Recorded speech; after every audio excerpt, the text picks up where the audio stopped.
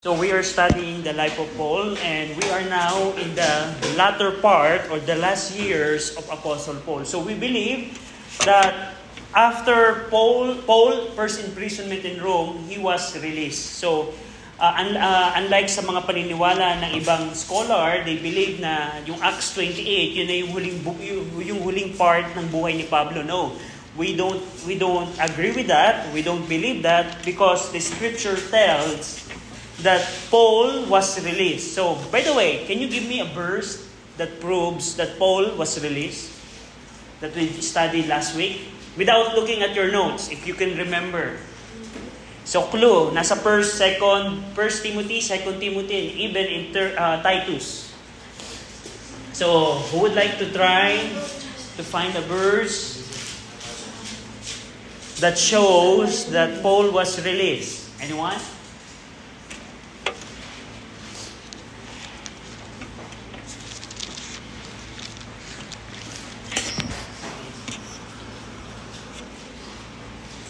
Okay, 1 minute. I'll give you 1 minute to search your Bible.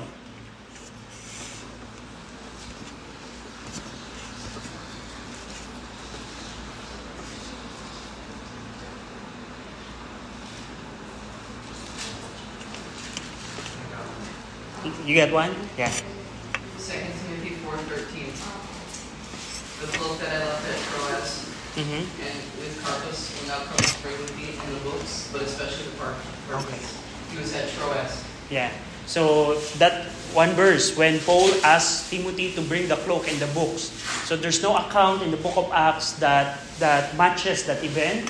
So we have assumption that it happens when he was released. So meron pa kayong gustong itry? Any verse? So today we're going to see what happened after Paul was released.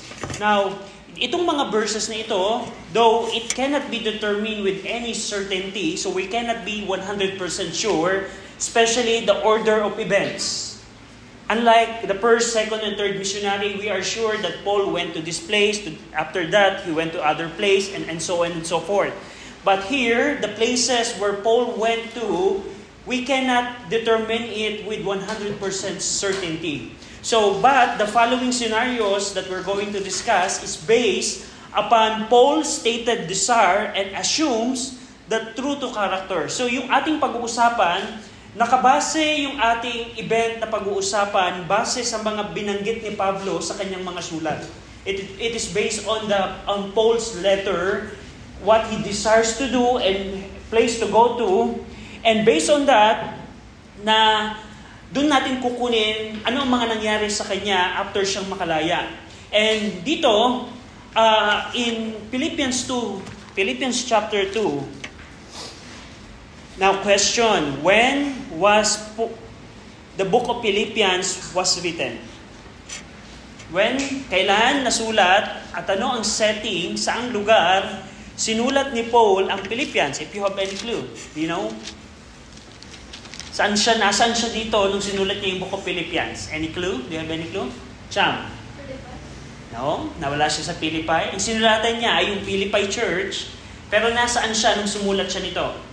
Where was Paul when Paul wrote Philippians? Was he in house arrest? Yeah, he was in house arrest in Rome during Acts 28. So, tandaan nyo, prison epistle, we have 4 prison epistle.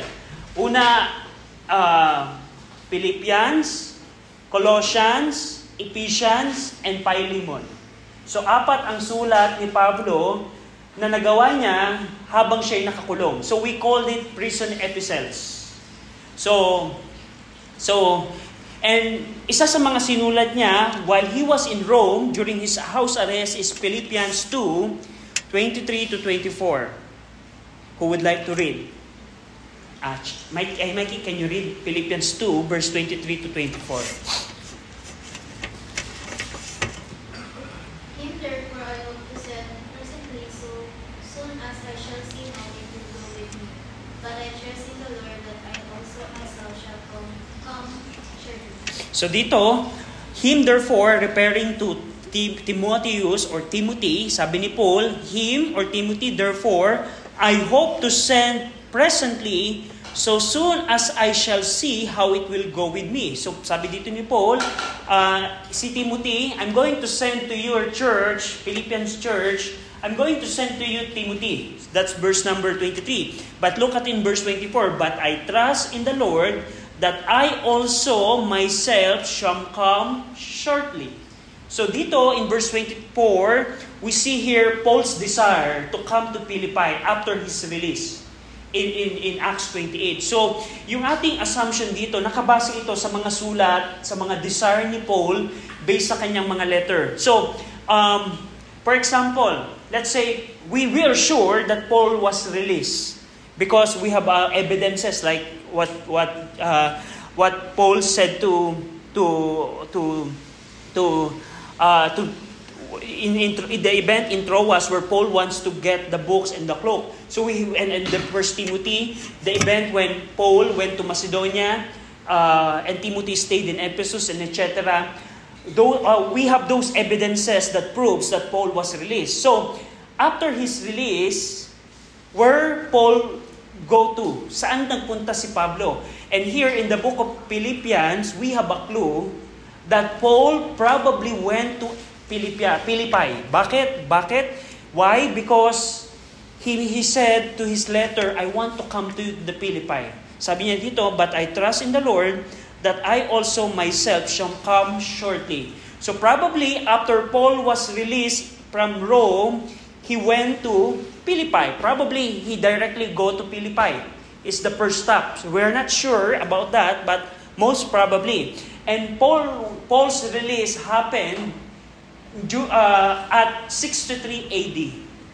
So 61 to 62, he was imprisoned in Rome, and 63 AD, he was released. So now, what happened? So we have an assumption that after Paul was released, Paul journeyed from Rome to Ephesus rather. So, and we're going to see later on that Paul went to Philippi. So I forgot to bring the map, but I think we have a map here in our previous study notes. Let's see. So,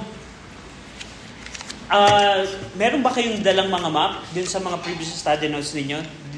Is there anyone? Oh, this one. I have something here. So after Paul was released, Paul sent Timothy to Philippi. So that's the first event.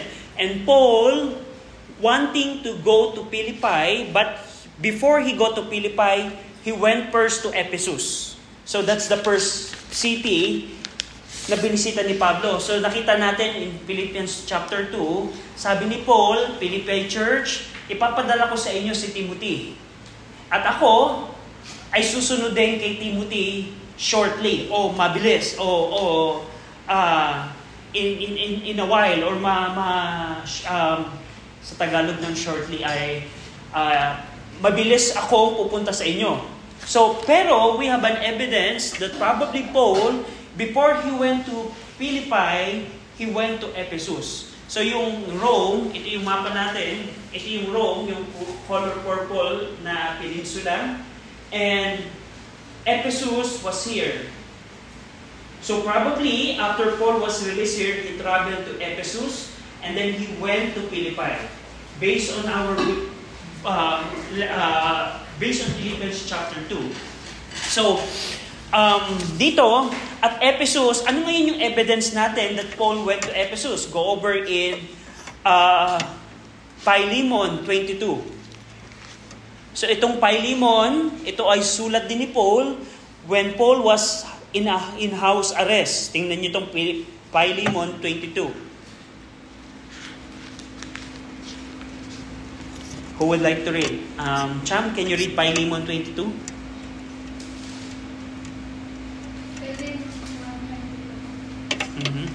But with all preparity also loving, touching, for I trust that through your prayers I shall be given to you. So dito, yung context ng Philemon, it's from Ephesus, Paul went to Colossae, kung saan yung si Philemon na ipinangako niya kay Philemon. So Paul from Ephesus, Paul went to Colossae as promised to Philemon. According sa Philemon chapter 2. Sabi ni Paul here in verse 22, Philemon, from without prepare me also a lodging, for I trust that through your prayers I shall be given unto you. And during the time, Philemon was in Colossae. So dun sa ating map, based on Philemon chapter 22, we see that Paul desires that after his release from Rome, he will go to Philemon, because Paul said to Philemon, you know, Philemon, prepare me a lodging, prepare me a place to stay to, because I want to go to you. So dito sa mapa natin, from Rome, he probably went to Ephesus, and Colossae is in the center of Asia. So somewhere here, I don't know if you can see it, but Ephesus is somewhere here, Colossae is somewhere here. So probably after Paul was released from Rome, he went to Ephesus, and then from Ephesus, Paul went to Colossae based on Philemon 22. And then pagkatapos noon, Paul and Timothy reunited in Ephesus, and we're going to see that later on. So this is the thing. After Paul was released from Rome, he went to Ephesus and he went to Colossae. And then after Colossae, he went back to Ephesus where Paul and Timothy were united. So naalala nyo kanina, based on Philippians chapter 2, pinadala ni Paul si Timothy sa Philippi, and then from Philippi, Timothy came to Ephesus, kung saan sila nagtagpo, where Paul and Timothy were united. At dito, paano natin nakita yon? Go over in 1 Timothy chapter 1.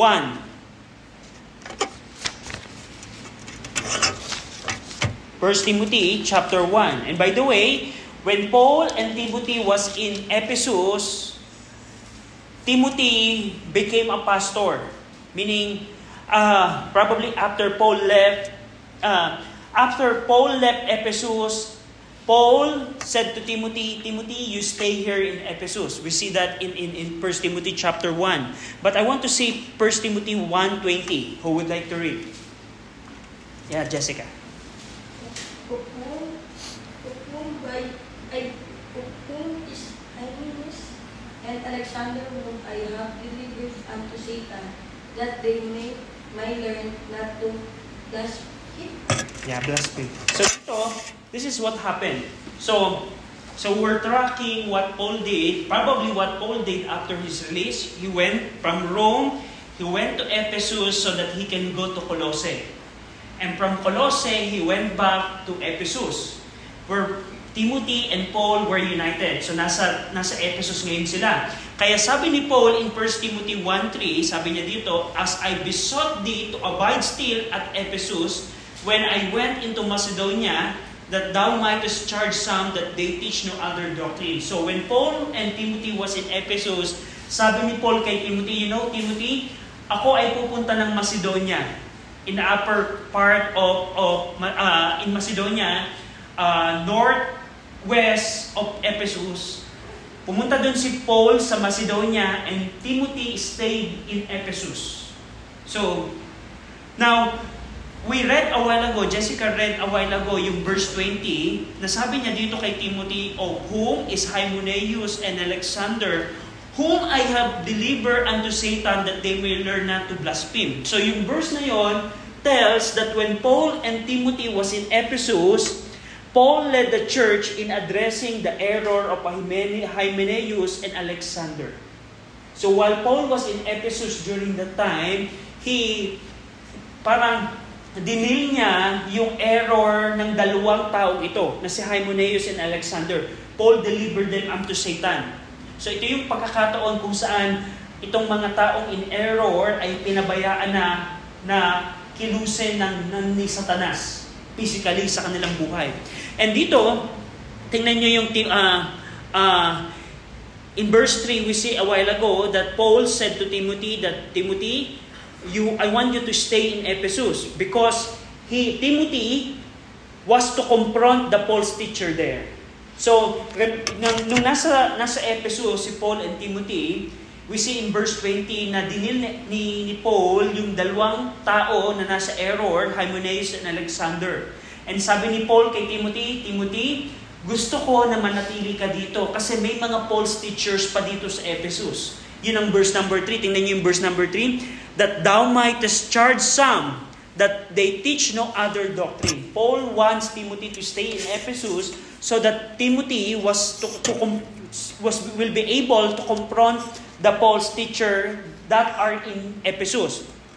Now, and tingnan niyo Acts 20. Acts 20, yung presence ng false teacher in Ephesus, this is something that Paul predicted in Acts 20. Tingnan niyo yung Acts 20 verse 29 to 30. Acts 20 verse 29 to 30. Sabi niya dito ni Paul, "For I know this, that after my departure shall grievous wolves enter in among you, not sparing the flock. Also of your own self shall men arise, speaking perverse things to draw away disciples after them." So, Paul predicted that when he left Ephesus, there will be false teachers that would exist. And one of them is Hymenaeus and Alexander. That's why, sabi ni Paul kay Timothy, Timothy, I'm going to Macedonia and I want you to stay here in Ephesus. So, and also, during his stay in Ephesus, probably, it is the time when Paul met Tychicus. Tingnan nyo ang Titus 3:12.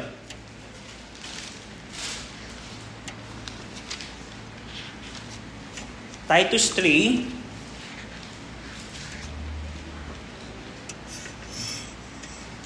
Titus chapter 3 verse 12. Who would like to read? William, can you read? "When I shall send Artemas unto thee, or Tychicus, be diligent to come unto me to Nicopolis, for I have determined there to enter." So dito, probably one of the significant event that happened in Ephesus related to Paul is when Paul met Tychicus, who was an Ephesian. So based on Titus chapter 3 verse 12. And also, during this time, when Paul left Timothy in Ephesus, Timothy stayed in Ephesus for probably more than 2 years, or probably more than 3 years. 2 or 3 years. Nag-stay dito until isinulat ni Paul yung 2 Timothy. So, Timothy, when Paul left Timothy in Ephesus, Timothy remained in Ephesus until after the writing of 2 Timothy. That's why we know that Timothy became a pastor in the church at Ephesus. So, based yun sa sulat ni Pablo. Now, this is my question for you. Go over in Acts 20. Now, I want you to think about this. So we have a proof that after Paul was released from Rome, he went back to Ephesus. Based sa Philemon 22, based sa 1 Timothy 1:20, based sa 1 Timothy 1:3. But go over in Acts 20, verse 38. Merong problem. Tingnan nyo to. And I want you to think about this. In Acts 20, verse 38, sabi niya dito, yung context nito, kausap niya dito, Paul was talking to the Ephesians elder in Miletus. Remember? Nung nalungkot sila na si Pablo ay mahuhuli sa Jerusalem. At ang sabi niya dito, sorrowing most of all for the words which he spake, sabi ni Luke, habang nagsasalita si Luke was narrating the event when Paul met the Ephesian elder, and sabi ni Luke dito, sorrowing most of all for the words which Paul spake, that they should see his face no more, and they accompanied him unto the ship. So during the meeting of the Ephesians elder and Paul, they are so sorrowful. Napakalungkot nila. Bakit? Kasi alam nila na hindi na makikita nila muli si Pablo. But wait. But after his release, we are sure that Paul went back to Ephesus. So, how can you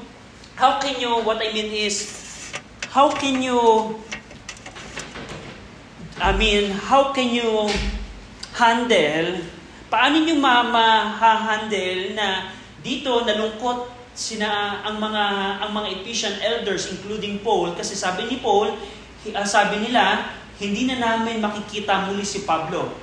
Pero nakita natin, nung pagkalaya ni Pablo sa Rome, he went back to Ephesus. So ibig sabihin, hindi nangyari yung Acts 20 verse 38. Now, ang question natin, how can we handle this seemingly conflict ng Scripture?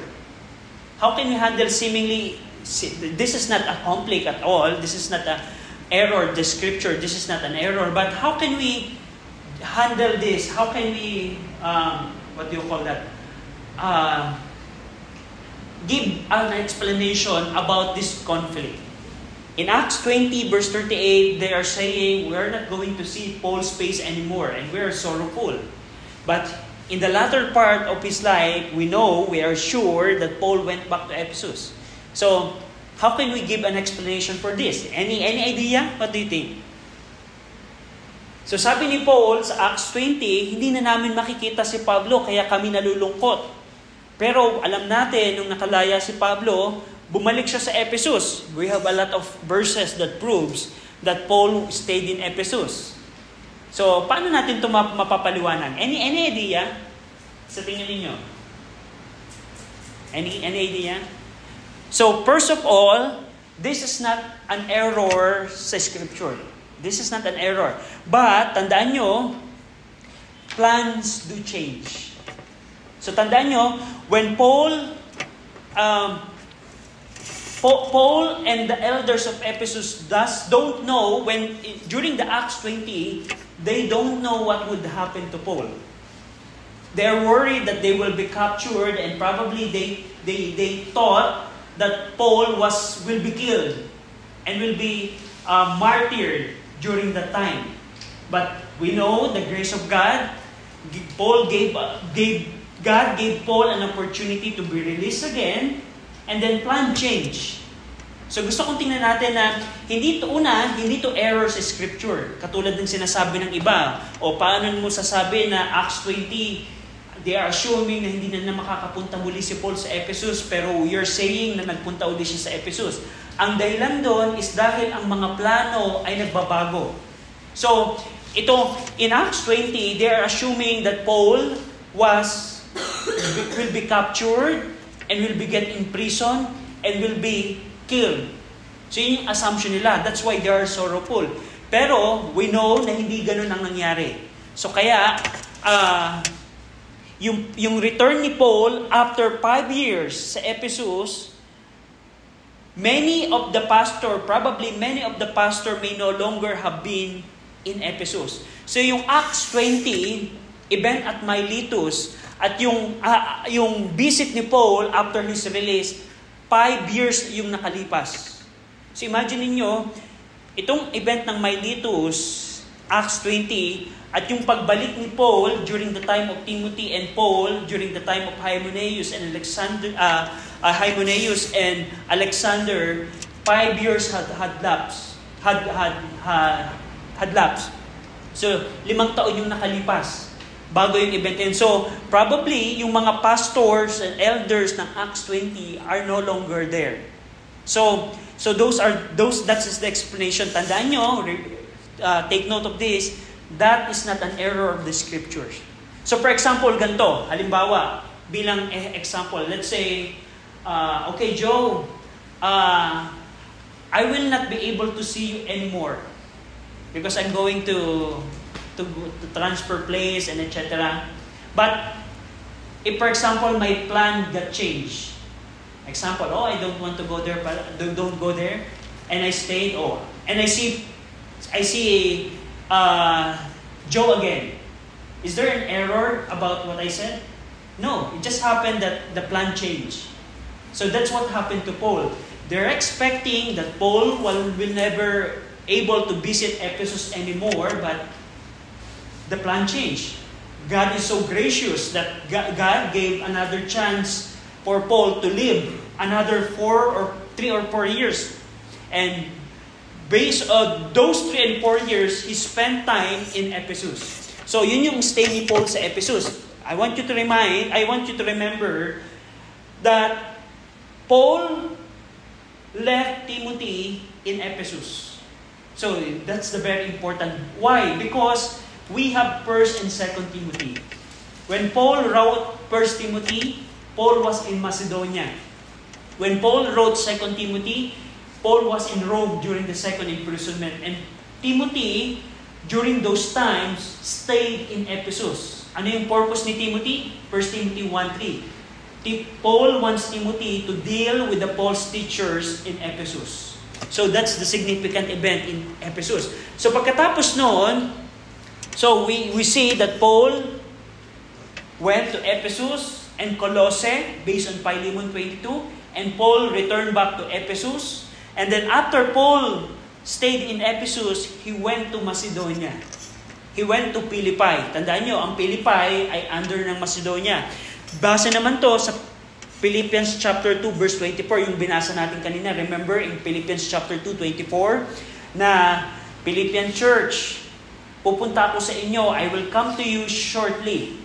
So, based on that event, we see na Paul went to Macedonia or Philippi at this time. At dito, when Paul was in Macedonia, Paul wrote his first epistle to Timothy probably when he was in Philippi. So, yung 1 Timothy na ating binabasa, yung pastoral epistle, right after Paul left Timothy in Ephesus, he wrote 1 Timothy. So, probably 1 year or less than 1 year had lapsed. Nung umalis si Paul sa Ephesus, he wrote 1 Timothy. And Paul was in Macedonia during that time. Pagkatapos naman noon, Paul visit probably Crete. So yung Crete, saan yung Crete? Question, when is the first time that Paul visit Crete? When was the first time? May cham. Yung yung sila ay nag-travel habang si Paul ay bilanggo, dumaong sila sa island of Crete. So probably, when Paul visited Crete, during his brief stay in Crete, which is in Acts 27, we studied last time, 3 years earlier, had likely sparked his interest. So probably, when Paul visited Crete, he thought, now wait, I want to go to Crete and evangelize this island. So that's why, when he was released, he probably went to Crete. And we're sure that Paul went to Crete, by the way. And these are the verses. Tingnan natin yung halimbawa. Titus chapter 1, verse 12. So, we know that yung island of Crete, by the way, ito siya. If you can still remember, ito yung Corinth, yung Achaia, Macedonia, ito yung Crete, island of Crete. Yung binabanggit kanina ni Cham na first visit ni Paul is yung habang nasa barko sila. Remember in Acts 27, dumaong sila dito sa Crete. So probably sabi ni Paul, I want to visit Crete again. And I want to evangelize and preach there in Crete. So, and ano yung proof natin that Paul went to Crete during his last years? Tingnan nyo yung Titus 1. Now, before that, tingnan nyo yung Titus 1:12. Titus chapter 1, verse 12. Who would like to read? Yeah. William, can you read? One of themselves, even a prophet of their own, said, the Cretans are always liars, evil beasts, slow bellied. So, dito, nagbigay ng description si Paul about the Cretans. Sabi niya kay Titus, who we stayed in Crete during this time, sabi ni Paul, the native inhabitants were related, based on Titus 1:12, we see that the native inhabitants of Crete were related to Philistine and were known for their immoral character. Sabi ni Paul dito kay Titus, sabi niya, the Christians are always liar, evil beasts, and slow bellies. So yun yung characteristic ng mga Christians, yung mga nakatira dito. And based sa mga secular writers of that time, such as Epimenides, testified the same thing. what kind of people are the people of Crete? Ganun sila. They are always liar, slow bellies, and evil beasts. Now, merong sa history, there's a common expression na to Cretize, meaning to act like a Cretan, meaning to habitually lie. So, remember, naalala nyo, I don't know if you can still remember yung term na to Corinthianize, na maging immoral. Yung kapag ka sinabi mong to Corinthianize, isa siyang praise, nagayahin mo yung pamamaraan ng mga Corinth dahil napaka-immoral ng mga Corinth. And the same thing sa mga Christian. Merong term na ginagamit before na ang term ay to Cretize, na ang ibig sabihin nun ay maging katulad ka ng mga taga-Crete na laging nagsisinungaling. Always liar, habitually liars. Yung term na slow belly is, ibig sabihin nun, they are lazy gluttons. So ganun yung lazy, yung slow bellies. Ganun tao ang mga Christian. And another fact about the Cretans is the Cretans were also known for drunkenness,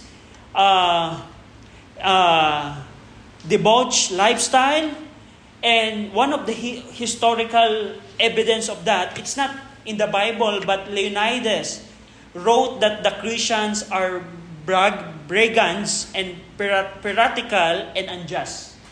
So, yun yung mga katangian ng mga Christian. And dito, makikita natin, go over in Titus 1, go over in Titus 1:5. So ito yung evidence natin that Paul went to Crete. Tingnan niyo yung Titus 1:5. Who would like to read? Yeah, Cham. Titus 1:5, for this cause that I be in Crete, that thou shouldest set in order the things that are wanting, and ordain elders in time, as I had appointed. So ito yung proof natin that Paul visited again Crete. So there's no way that this verse happened during Paul was in prison. When they visit the island of Crete, because Titus is not in that scene. So kailan nangyari to? So probably after Paul was released. Sabi dito ni Paul kay Titus, I left thee in Crete. So when Paul said, I left thee in Crete, is Paul was in Crete with Titus during those time?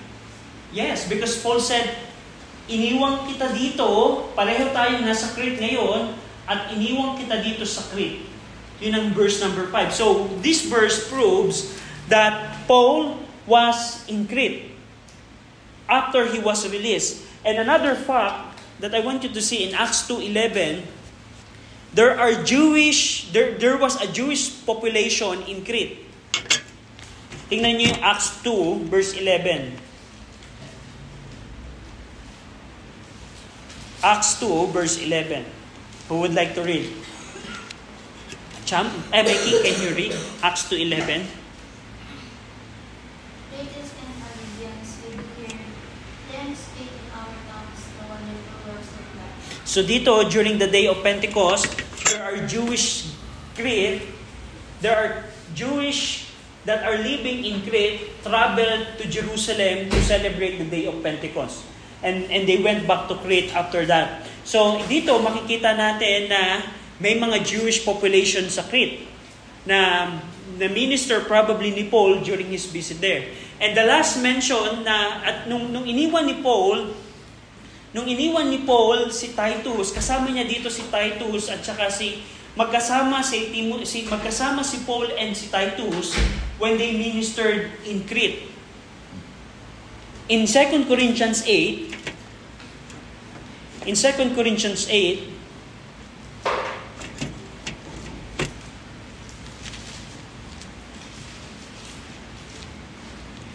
now, sino ba tong Titus na to? Previously, tingnan nyo yung 2 Corinthians chapter 8, verse 16 to 23, babasahin ko, but thanks be to God which put the earnest care into the heart of Titus for you, For indeed he accepted the exhortation, but being more forward of his own accord, he went unto you, and we have sent him the brother whose praise is in the gospel throughout all the churches. And not that only, but who was also chosen of the churches to travel with us with the grace which is administered by us to the glory of the same Lord and declaration of your ready mind. So dito, makikita natin, sino ba itong Titus na ito? Ito ay companion ni Paul during his early ministry. At nung nakalaya si Paul sa imprisonment, kasama niya si Titus na nag-minister sa Crete. Now, tingnan niyo yung Titus 3:13. Titus 3:13. May binanggit dito si Paul in the instruction in Titus 3:13. Who would like to read? Yes, Chan. Mikey. Being zealous to Lord and Apollos of their journey, diligently that nothing be looking unto them. So dito makikita natin na sa sulat ni Paul kay Titus, Titus was instructed to bring or accommodate Apollos on his journey to Crete. So both of them, ano yung significant nito?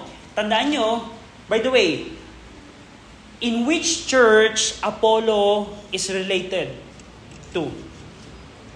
Saang church related si Apollo? If you can remember the early life of Paul. Yes. Jerusalem. No, he was not in Jerusalem. Corinthians. Naalala nyo nung si Paul ay, remember Priscilla and Aquila? Nakita nila si Apollo. Initially, nasa Ephesus sila, but Apollo ministered in Corinth. Apollos rather ministered in Corinth. At nung si Titus ay nagpunta sa Corinth, based sa 2 Corinthians chapter 8, nag-meet sa Apollos and Titus. So they know each other. That's why in Titus 3:13, when Paul instructed Titus to bring or accommodate Apollos on his journey, it seems na they are related to each other. So from this connection, yung mga nabanggit natin kanina, from this connection, we have an assumption. It seems that Paul traveled from Philippi to Corinth to Crete. So very complicated. So the thing here is, we are not 100%. So maybe our arrangement is wrong. So probably this is wrong or probably right. But the thing is, we don't know because we don't have the full details. But the thing is, we are sure that Paul went to Philippi. We are sure that Paul went to Ephesus. We are sure that Paul went to Colossae, verse on Philemon 22. And we are sure that Paul visited Crete, based on Titus 1:5. So yun yung mga verses that we see that matches yung naging ministry ni Pablo. So question again, how many years yung kanyang ministry pagkatapos yung makalaya? How many years that Paul continued his ministry after his release from Rome? Ilang taon? 3 to 4 years siya nag-ministry. So yun yung mga syudad. And by the way, next week, titingnan natin ano pa yung mga lugar na probably pinuntahan ni Pablo.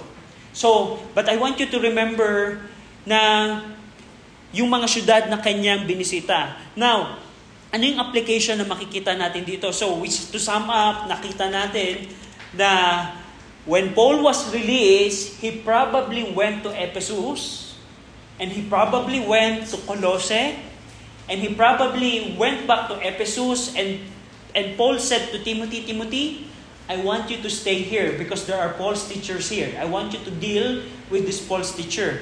And Paul probably went to Macedonia and probably visit Corinth, and probably they went to Crete with Titus. And Paul left Titus in Crete. And we're going to see next week which city Paul traveled after he left Crete. So those are our assumptions. So ano yung applications na makikita natin dito? What we see here is Paul continues to strengthen the churches that he established. I want you to say that Paul visit Ephesus again. Paul visit Philippi again? Yeah, probably Paul visit Corinth probably again. So, I want you to see the pattern kung saan Paul continue to visit these churches that he previously established. Binisita niya yung mga simbahan na kanyang dating itinayo. Na kahit organized at separate church nito, meaning meron na itong separate entity, patuloy pa rin nagmi-minister po si Paul sa mga churches na to. And also, I want you to see, he evangelized new places. Ano yung new place na ating nakita today? Crete. Next week, we're going to see that Paul probably went to Spain. So, in Spain, somewhere in Europe, west of Europe, and Paul probably went to Spain there before he got imprisoned again. So, I want you to see na not only that Paul visit the previous churches that he established, he also continued to evangelize new places. At yun ang pattern ng ating time right now.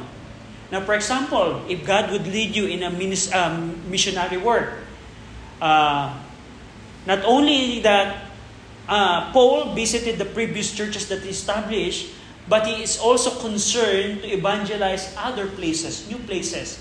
At yun yung pattern ng ating panahon right now. Not only na masasettle tayo sa isang lugar, but also we need to see which other place should we go to preach the gospel to these people.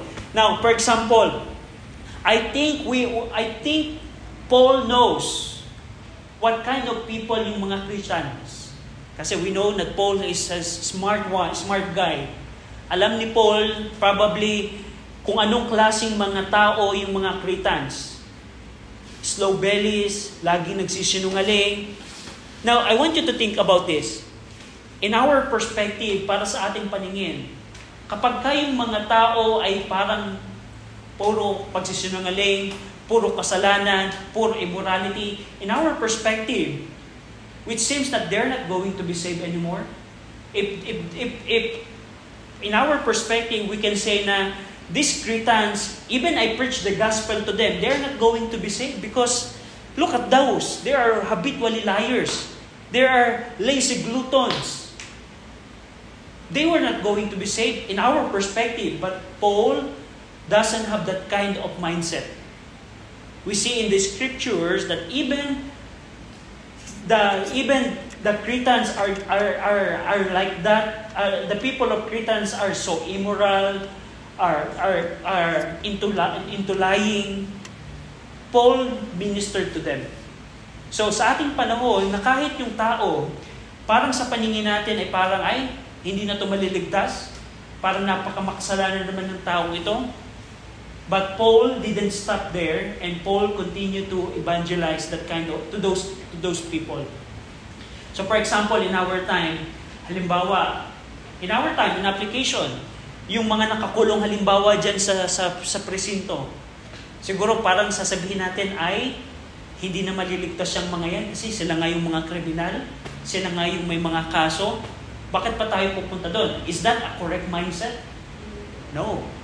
That's not what Paul did. Even the people who are in sin, seemingly that are doing, by the way, sa harapan ng Diyos, lahat tayo makasalanan. In the eyes of God, even the criminal and us, sinner, are both sinner before God. So, there's no kahit sila parang seemingly mas makasalanan, we are all both sinners. And we all need the salvation from God. And yan yung nasa mindset ni Paul na not only binisita niya yung mga churches, but also kahit itong mga bagong places na ang mga inhabitants ay puro pagsisinungaling, puro katakawan, patuloy si Paul na nag-minister sa kanila. Now, second application that I want you to see today, I want you to see how Paul trained Timothy and Titus. So Timothy, by the way, can you give a little background about Timothy and Paul before his latter years? Saan nag-meet si Paul and Titus? Paul and Timothy? during his second missionary journey. Sa Galatia, yung, remember, pagkatapos niyang bisitahin yung mga churches, nakita niya si Timothy at isinama niya si Timothy. But my point here is this. Paul, pastoral training to Timothy and Titus serve as a pattern today. Now, in application, for example, if you became a pastor or missionary, it's not enough that you establish a church. It's a biblical pattern not only to establish a church, but also to train a Timothy and Titus. So that even you are not in Ephesus like Timothy, na si Pablo kahit wala siya sa Ephesus, na si Pablo kahit wala siya sa Crete, ay naiwanan niya si Timothy, naiwanan niya sa Crete in order to deal with the things in those cities. So, yun yung pattern sa atin na in the future, if God would call you into a ministry, this is a biblical pattern na kayang mag-iwan ng someone to handle the ministerial works. And Timothy and Titus is a good example for us na disciple and trainee ni Paul. So, next week, we're going to see other cities that Paul probably visited. So, any question? Any question? So, next week, I hope I can bring a map so that yung mga cities na ating pinuntahan should be recalled visually so that we can help us to remember those cities. Any question? So, kung wala na, William. Lord, we thank you for this opportunity to study your word, and we're thankful that you've given us your word to study. And this class that we're able to learn about life of Paul. And I guess that you